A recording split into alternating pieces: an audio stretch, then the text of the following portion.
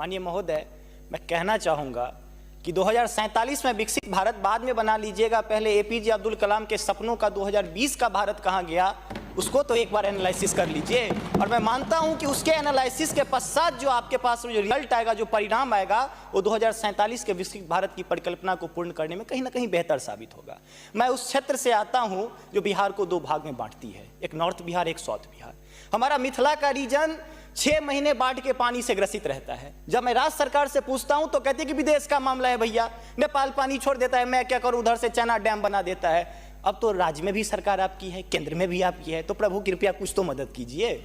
दूसरी बात, कोसी का संसद में कह दिया गया कि ड्रेस कोड ये होना चाहिए। अरे मैं बाढ़ के उस इलाके से आता हूं जहां आधा धोती पहन के संसद तक आना पड़ता है, न सड़क है न कुछ है, तो कैसे आऊंगा। उसी क्षेत्र का एक नंगा बच्चा हमसे कहता है कि साहब मैं बाढ़ से ग्रसित हूं, और दक्षिण बिहार का एक बच्चा कहता है कि मैं सुखाड़ से ग्रसित हूं, मेरे पास पीने के लिए पानी नहीं है।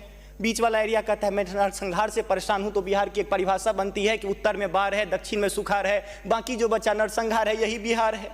अब मैं कहां जाऊं।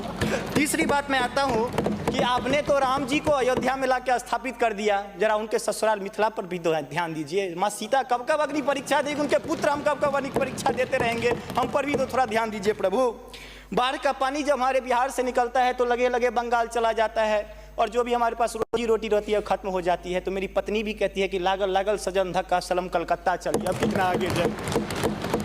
आगे आते हैं, और पर्यटन की पर्याप्त संभावना है। एक बार आप कृपा करके देखिए, पर्यटन मंत्री बैठे हुए हैं, अब ताजमहल मुमताज महल की याद में बना, आपने उसको 7वां अजूबा में शामिल कर दिया। अरे हमारे यहाँ गया में दशरथ मांझी छेनी लेके पूरा पहाड़ तोड़ दिए, इससे बड़ी और क्या बात हो सकती है। उसको पर्यटन के लिए रखिए।